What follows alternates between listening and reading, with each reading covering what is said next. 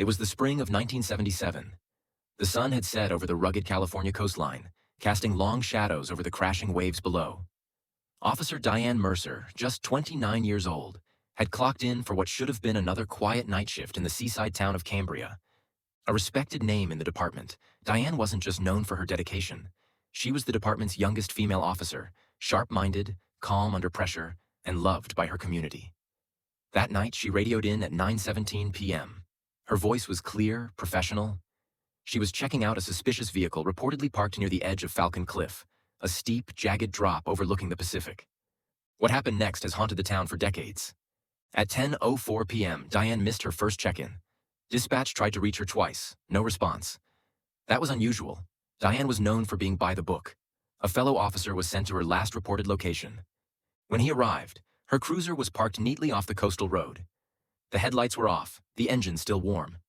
Her patrol log was left open on the passenger seat, and her flashlight, Diane's trusted tool, lay in the grass about 6 feet from the cliff's edge. But Diane was gone. No signs of struggle, no tire tracks, no footprints leading away. It was as if she'd vanished into the night air. Backup units arrived. They combed the cliffs, scoured the brush, called in the Coast Guard for a sea search. Helicopters swept the area with spotlights. Nothing.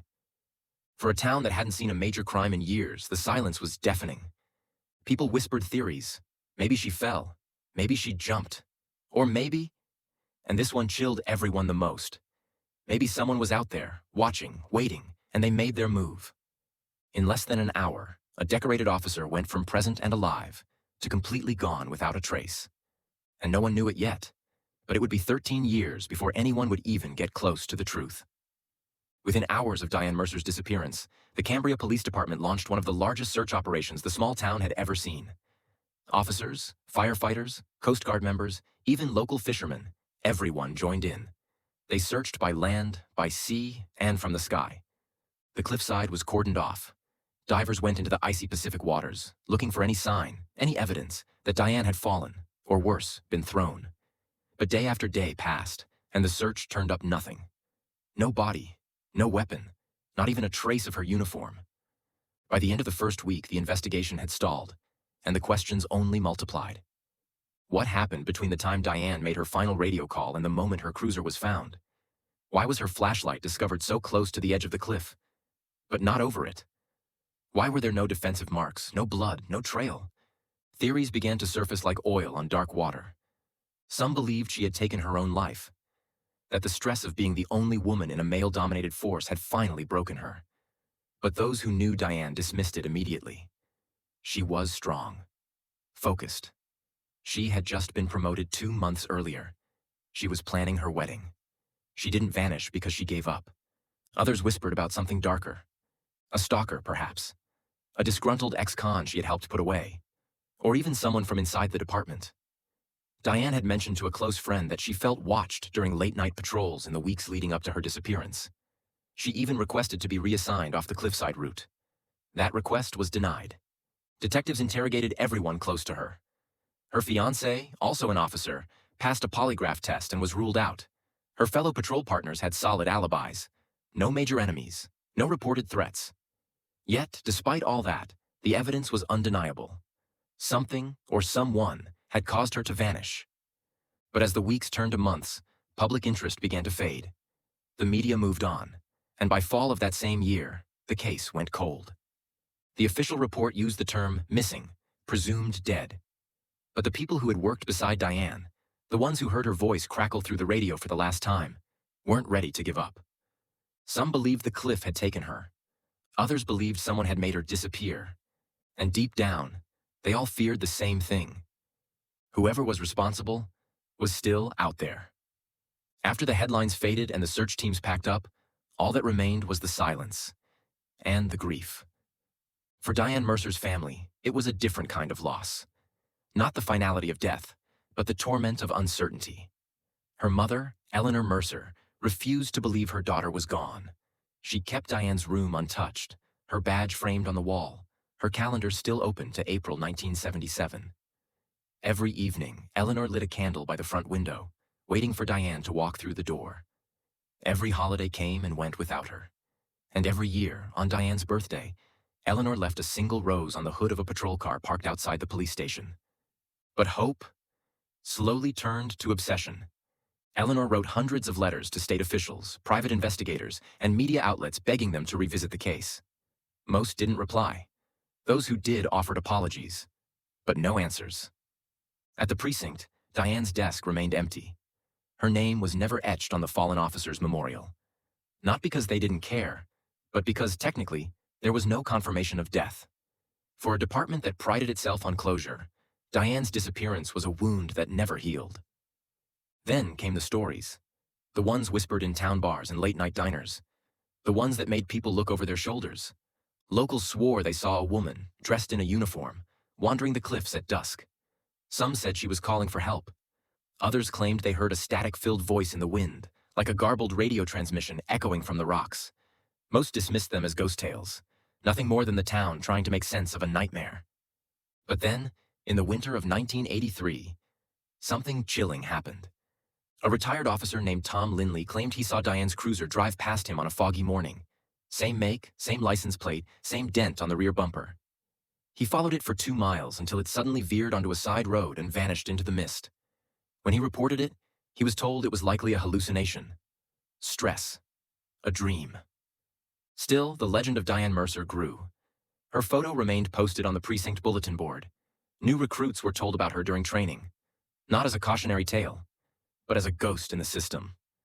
By 1985, 8 long years had passed. No new leads, no new evidence. Just one unsolved file collecting dust in a metal drawer. And still, her mother waited. But somewhere beneath that ocean cliff, where tides crashed and storms screamed into the rocks, something waited too. A secret, buried in darkness, hidden in salt and silence. And the sea, as it always does, kept its secrets well. Until it didn't. It was June 9th, 1990. 13 years to the day since Officer Diane Mercer vanished without a trace. A man named Caleb Rowe, an experienced diver and amateur cave explorer, was charting underwater grottos along the Pacific coast. He wasn't searching for treasure, just the thrill of finding something untouched. The cliffside near Falcon Point was infamous for hidden caves, strong currents, and razor-sharp rock formations. Local divers avoided it. But Caleb? He was drawn to the danger. That afternoon, with the tide low and the sky overcast, Caleb dove in, just offshore from where Diane's cruiser had once been found. About 70 feet below the surface, something caught his eye. A narrow opening in the rock wall, almost invisible unless you were right on top of it. A deep crevice, jagged and black. Curious, he squeezed through it. Inside, his flashlight beam caught something unnatural. Metal. Rusted. Bolted into the stone. A large rectangular panel wedged deep in the cliffside, almost like a hatch. He tugged gently, and the corroded bolts gave way. Behind it was a small air pocket, a hidden cave chamber, and inside that chamber was a human skeleton. Curled against the stone, partially preserved by the cold salt air, tattered fabric clung to the bones, faded navy blue material. Near the body, an old police badge. Badge number 421. Diane Mercer's. Caleb shot to the surface, gasping for breath and shaking with terror. When rescue divers and crime scene investigators returned the next day, they found more. A shattered police radio, an old wristwatch, stopped at 9:52 p.m. and clutched in Diane's skeletal hand. A torn scrap of black fabric, almost like a mask or gloved cloth, gripped tight even in death. The cave had gone unnoticed for years, accessible only during extremely low tides and hidden from above by moss-covered rock. No one ever thought to search inside the cliff itself. The news exploded across California. Diane Mercer had been found. Her remains were carefully extracted and flown to the state forensic lab. And what they revealed stunned everyone. This was no accident. When forensic examiners began their analysis of Diane Mercer's remains, they weren't just solving a mystery. They were unearthing a deeply buried crime. The headline screamed, "Officer found 13 years after vanishing. Foul play suspected." And for the first time in over a decade, the town of Cambria stood still, holding its breath. The autopsy report confirmed what some had feared all along. Diane had died from asphyxiation, specifically manual strangulation. There were bruises around the throat bones and a fracture in the hyoid. She had fought back. Evidence on her knuckles showed skin abrasions. She'd struck her attacker. The forensic team also found traces of synthetic fibers under her fingernails. Those fibers matched the torn black cloth discovered in her skeletal grip. She'd held on to it, even in death. But here was the detail that stunned everyone. Her time of death was placed within 30 minutes of her last radio call. She hadn't slipped, fallen, or gotten lost. She had been attacked, murdered, and hidden deep inside the ocean cliff. And someone had gone to great lengths to make sure she was never found. Detectives quickly reopened the cold case. Files were dusted off. Evidence was re-examined using modern technology. And almost immediately, one name rose to the top of the suspect list: Sergeant Harold Kleinz. Back in 1977, Kleinz had been Diane's shift supervisor, a man known for his discipline, his gruff tone, and his disdain for female officers. Several colleagues recalled that Kleinz often undermined Diane during briefings. He allegedly mocked her over the radio and, on at least 2 occasions, was heard telling others she didn't belong in a cruiser. But there was more. Diane's personal journal, retrieved from her mother's attic, revealed something chilling. Just weeks before her disappearance, Diane wrote that she was being harassed by a senior officer. She never named him. But she did mention she had filed a formal complaint to Internal Affairs. That complaint, somehow, was never recorded in official logs. Who had the power to bury a report like that? In 1977, very few people had that authority. Sergeant Kleinz was one of them. Investigators also revisited an old statement made by a gas station attendant who claimed to have seen Diane the night she vanished. The man had said Diane came into the station briefly around 8:30 p.m., agitated, asking to use the phone. He remembered her mentioning that someone was following her, but his statement was dismissed at the time. Authorities chalked it up to confusion or mistaken identity. Now, that testimony was considered crucial. The search for evidence led investigators back to Sergeant Kleinz, who had long since retired and was living in Arizona. When approached, Kleinz denied everything. He claimed he had barely known Diane and that he was off duty that night. But GPS records from a patrol log, newly digitized in the late 80s, showed something different. Kleinz had logged in at 8:54 p.m., a last-minute addition to the patrol roster. He claimed it was an admin error. But the kicker? His last known vehicle ping was logged on the same coastal road Diane was patrolling, less than 1 mile from where her cruiser was later found. Still, the evidence wasn't enough to arrest him. There were no fingerprints, no video, no eyewitnesses, just fragments, whispers of a motive, circumstantial details, a trail grown cold and cracked with time. But then came the final blow, the key piece of the puzzle. A retired officer named Paul Linney, now in his 70s, stepped forward with something he had been hiding for over a decade: a tape recording. In 1977, Linney had installed a small dash recorder in his patrol car, a personal device, illegal by department rules, used to document suspicious behavior from within the force. On the night Diane disappeared, he was testing the recorder near the same coastal route. The tape, long buried in a storage box, had recently been unearthed during a move. On it was the unmistakable voice of Sergeant Harold Kleinz, speaking through his cruiser radio, angrily demanding to know Diane's location. His tone was aggressive. The timestamp? 9:21 p.m., just 4 minutes after Diane's final dispatch. But according to Kleinz's own testimony, he had no contact with her that night. He had lied. The tape also caught muffled audio. A second voice, softer, believed to be Diane's, saying, "You're not supposed to be here, Harold." A pause. "I filed the report. It's done." Then silence. Static. And finally, the sound of a car door slamming shut. The implication was clear. Diane had confronted Kleinz, perhaps unaware that she was meeting her killer. With the recording authenticated and the forensic evidence mounting, authorities made their move. In late 1991, nearly 14 years after her disappearance, Harold Kleinz was arrested and charged with second-degree murder. The trial shocked the nation. In court, the prosecution painted a disturbing picture. Diane had threatened to expose Kleinz's misconduct, possibly even sexual harassment. Fearing exposure, fearing the collapse of his career, Kleinz had followed her during patrol. That night, under cover of darkness, he had confronted her by the cliffside. When she refused to back down, he attacked, strangled her. then used his knowledge of the tides and terrain to hide her body in the underwater cave, a place only a long-time local like him would even know existed. It was premeditated, calculated, cruel. The defense tried to argue there was no definitive proof Clines had committed the act, no physical evidence linking him directly to the cave. But the jury didn't buy it. The motive, the cover-up, the radio tape, it all pointed to one man. After 2 weeks of deliberation, the verdict came down. Guilty. Harold Clines was sentenced to 25 years to life in prison. For Eleanor Mercer, Diane's mother, it was the end of a long, aching silence. She attended every day of the trial, sitting in the front row, clutching her daughter's badge in her hands. When the verdict was read, she wept, not just for the justice finally served, but for the daughter who never got to wear that badge again. The town of Cambria held a memorial 1 month later. Diane Mercer's name was finally engraved on the fallen officer's wall. A plaque was placed at Falcon Cliff, overlooking the sea where she took her last breath. And every year since, on the anniversary of her death, the entire town pauses to remember her, not as a victim, but as a symbol of courage, strength, and relentless truth. She vanished into the night, unheard, unseen. But the truth, like the tide, always finds a way back.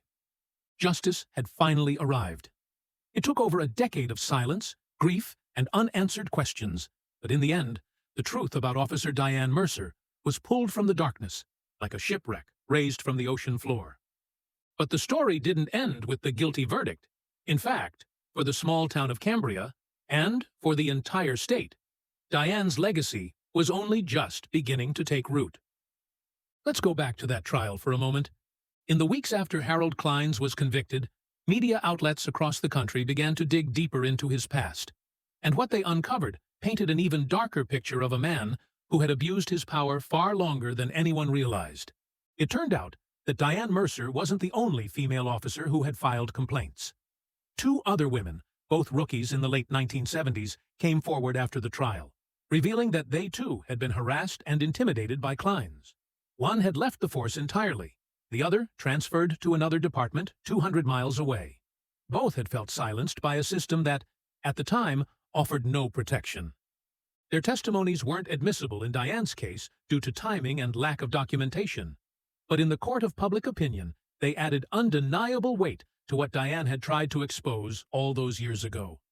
In response, a wave of policy reforms swept across the California law enforcement system. Internal affairs offices were given greater independence. Whistleblower protections were strengthened, and a new mandate required that all harassment complaints be stored in a separate, untouchable log, accessible only by an external review board. This initiative was unofficially called the Mercer Protocol. Diane's name became a symbol, carved into policy, discussed in training programs, and remembered as the officer who died trying to speak the truth. But the story didn't stop there. The town of Cambria decided to honor her in a way no one expected. In 1993, they announced the opening of the Officer Diane Mercer Memorial Youth Academy, a summer program for aspiring female police officers and public safety workers. Girls from across the state applied. The program offered not just tactical training, but lessons in ethics, courage, and leadership. It was Diane's story, her fight, her sacrifice, that lit the path for the next generation. Former cadets from the academy have gone on to become police chiefs, FBI agents, and legal advocates. Many say it was Diane's story that inspired them to believe in something greater than the badge, the responsibility behind it. But even with all the progress and recognition, there was still one lingering question that haunted the town. How had Harold Clines known about that cave? It wasn't listed on any diving maps. It wasn't common knowledge, even among locals. So how did a police sergeant, someone not trained in diving or coastal navigation, know the perfect place to hide a body? In 1995, an investigative journalist named Rachel Finn began looking into that very question. She was writing a book on the Diane Mercer case, and the more she studied the tide charts and topography of the area, the more one detail stood out. The cave entrance wasn't visible from above. It was only accessible during the lowest tides, and even then, the opening was submerged for most of the year. So, how did Harold find it? Rachel decided to look into Harold's personal life. That's when she discovered something disturbing. Back in 1976, Harold Kleins had purchased a small sailboat, a used vessel he kept at a private marina about 20 miles up the coast. It was registered under a family member's name, possibly to keep it quiet. Witnesses recalled that Harold spent many weekends sailing alone. Some even mentioned he liked to fish near Falcon Cliff. It gets stranger. Old marina logs showed that on the weekend before Diane disappeared, Kleins had docked the boat overnight. Unusual behavior for someone who claimed to only do daytime sailing.